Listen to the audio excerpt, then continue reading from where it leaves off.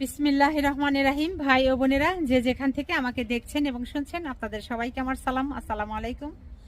আশা করি আপনারা ভালো আছেন, আমিও ভালো আছি। UK property gossip by Tasmina YouTube চ্যানেলের পক্ষ থেকে জানাই শুভেচ্ছা। আজ সেপ্টেম্বর মাসের 5 তারিখ, বৃহস্পতিবার 2024। এই মুহূর্তে লন্ডনের তাপমাত্রা আছে 16 ডিগ্রি সেলসিয়াস। বেশ ঠান্ডা, ঝিরিঝিরি বৃষ্টি হচ্ছে।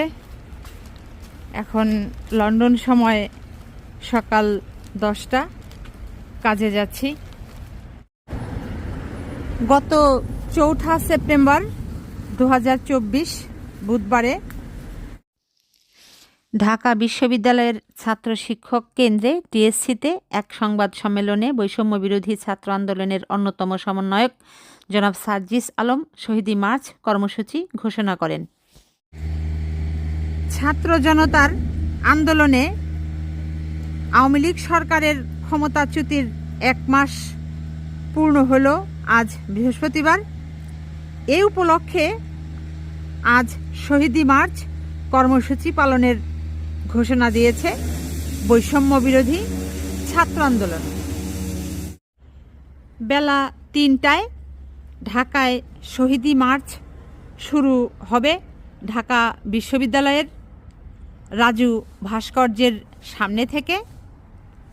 এরপর নীলক্ষেত, নিউ মার্কেট, কলাবাগান, মিরপুর রোড ধরে মানিক মিয়া এভিনিউ ও সংসদ ভবনের সামনে দিয়ে ফার্মগেট যাবে।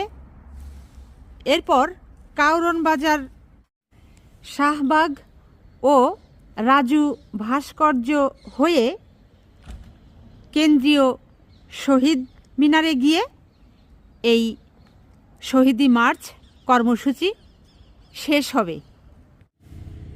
তো যা হোক, আজ সকালে বাংলাদেশ সময় যখন 2টা বাজে অনেকেই ফোন করেছিল। তারা ওই শহীদি মার্চ এই প্রোগ্রামে, এই কর্মসূচিতে অংশগ্রহণ করেছে। ওখান থেকে অনেকেই আমাকে ভিডিও কল দিয়ে লাইভ দেখালো, যেটি দেখতে পারলাম যে শত শত হাজার হাজার লাখ লাখ মানুষ সমাবেত হয়েছে ওই মানিক মিয়া এভিনিউতে দেখলাম। এবং তারা এখন যাচ্ছে জাতীয় শহীদ মিনার, ঢাকা মেডিকেল কলেজের সামনে। ওখানে গিয়ে তাদের এই কর্মসূচি শেষ হবে। তো যেটা দেখতে পারলাম যে গত জুলাই মাসে বৈষম্য বিরোধী ছাত্র আন্দোলনে অনেক ছাত্র ছাত্রী শিক্ষার্থীরা প্রাণ দিয়েছেন। তাদের স্বজনরা তাদের ছবি হাতে নিয়ে এসেছেন। অনেকেই আহত হয়ে এখনও বিছানায় আছেন। তাদের অভিভাবকরা, মা বাবারা, ভাই বোন, আত্মীয় স্বজনরা তাদের ছবি নিয়ে হাতে নিয়ে এসেছেন। তো অনেক কষ্ট লাগলো এগুলো দেখে, যে যারা এরকম সন্তান হারিয়েছেন, এরকম অনেক বাবা মাও এসেছেন, অনেকেই কান্না করছেন।